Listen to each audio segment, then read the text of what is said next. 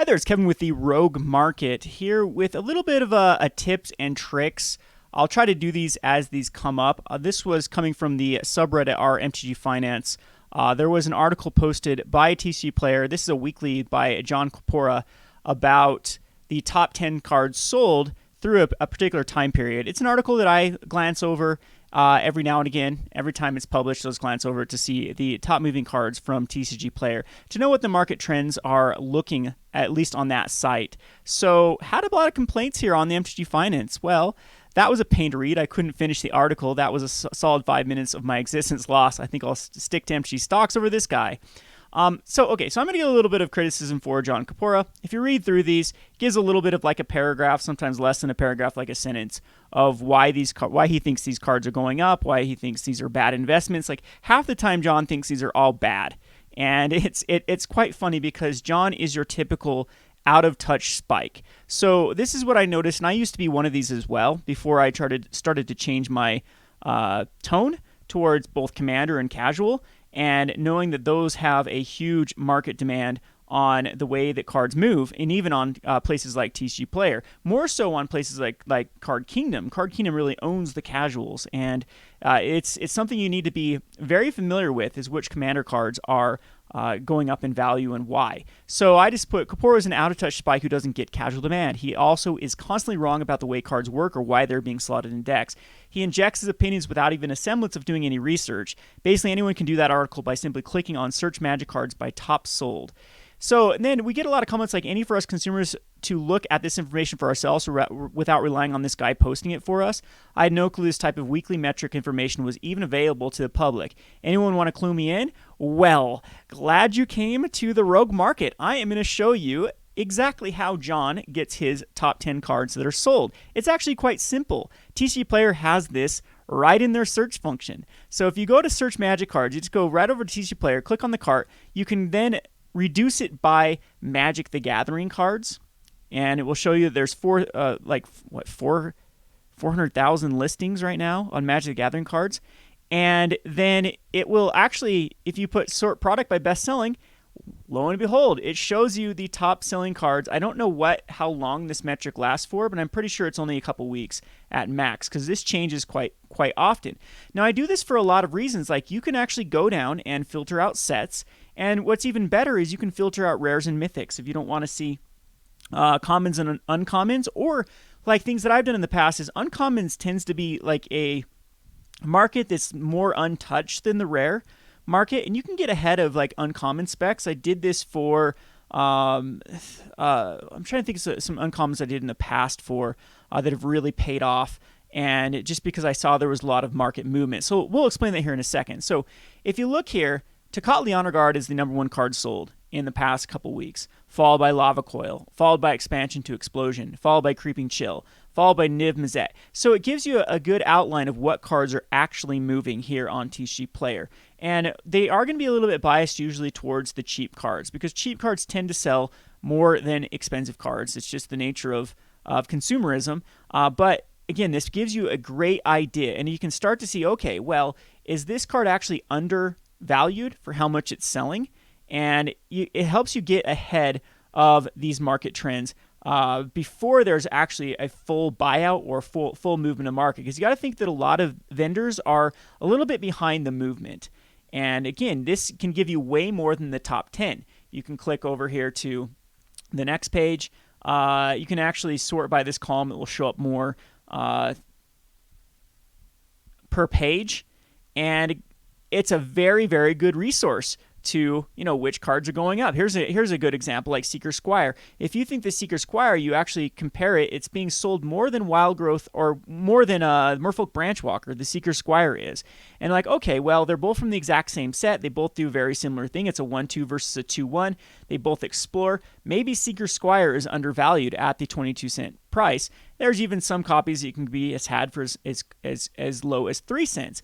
I might want to get ahead of that. All right, so I'm going to buy some Seeker Squires before they spike up in value. Same thing, look at Fire Cannonade. Fire Cannonade is starting to move. The prices here are quite low comparatively to other uncommons from the Ixalan set. What I really like to find is when we find an uncommon from something like the Core 2019, and that's why I can a lot of times pull the trigger. And you can look at commons. You can scroll down and look at popper cards that are moving. I mean, you have to go pretty far for that, but you can definitely look at trends. I've done this with like reserve list cards, and it's a good resource because TCG Player, as much as I don't like TCG Player personally, I like it to buy cards. Actually, I think I don't understand why a lot of people sell on TCG Player, because I think that it's the worst by far for fees. I'd rather sell on Amazon or eBay than on TCG Player. Yes, you have more eyes on your product, but that's not necessarily a good thing when everyone and their mother is trying to compete to sell cards on one platform. So anyway,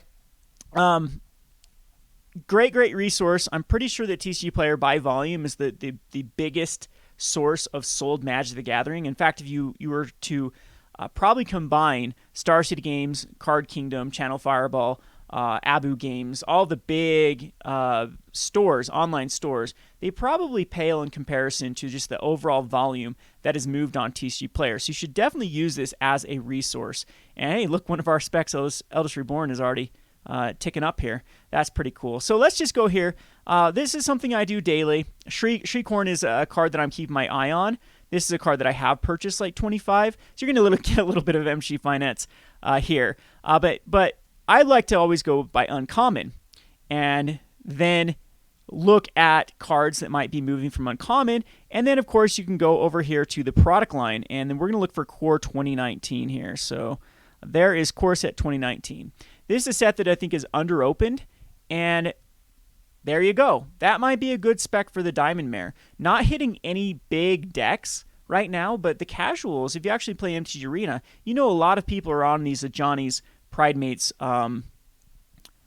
life gain decks, and the Diamond Mare goes perfectly in that deck. We also look at Exclusion Mage. This card is seeing actually play in Humans in Modern, and it has a low price of 10 cents. This is a very easy card. It's like the fixed Reflector Mage. Very easy card to reprint, so keep that in mind. But it is a human wizard, so for whatever that's worth, if wizards ever do get big, kind of a wizard tempo-based strategy, this is a card that can go in that slot. It's seeing play in the mono blue tempo deck. It is seeing play in the red blue tempo shell, and it has a low price right now, and it might be a good time to get into the Exclusion Mage. It seems to have a decent amount of movement and could be the perfect card to invest in. Enigma Drake and Lightning Strike are both reprints. That's something you shouldn't be looking at too closely. Citrus Supplier is a $2.70 uncommon that is actually going to be reprinted in the Game Nights bundle. Or what do they call it? The case, the box set. There's two of them in one of those decks, so I expect this price to come down, for example. But these are good ones like Poison Tip Archer and Exclusion Mage to really consider investing in, as their price points are very low and they're comparative to what is Stitcher Supplier is selling. Again, very good list of. Inferno Hellion, is that moving because Sargon's Unsealing? I'm not sure. It's one of the cheapest cards to actually cast for Sargon's Unsealing. But very good resource. This is how you do it. What John's doing is nothing special. He's literally the BuzzFeed of TCG Player, just giving you a top 10 list and literally doing a 2-second search, coming up with these little infographics and giving a terrible reasoning of why these cards are going up. I mean, this is the whole thing. He calls Arclight Phoenix bad because it gets shut down by Deathgorger Scavenger. Arclight Phoenix is going up not because of Standard. It is a decent Standard deck. In fact, it was in every week there's been an Arclight Phoenix deck in the Standard 5.0 finishes, but it's really Modern. And if you go over and look at the 5.0 finishes for Modern this week, there's 4 of them. 4 of them with slightly variants to the Arclight Phoenix Storm, I like to call it, strategy in Modern. So this card has proven itself beyond proven itself. Arclight Phoenix is starting to dip down too, calling on kind of one of our specs of what we've been keeping our eye on. My sell is about $16 to $18. I want Arclight Phoenix. I think it can get to there. And once it gets to that point, I'm just going to ditch them. I might have to start ditching them now, though, if the price continues to go down. But anyway, very good resource. John isn't doing anything special. That's how you do it. Just come over here. You click on this little search.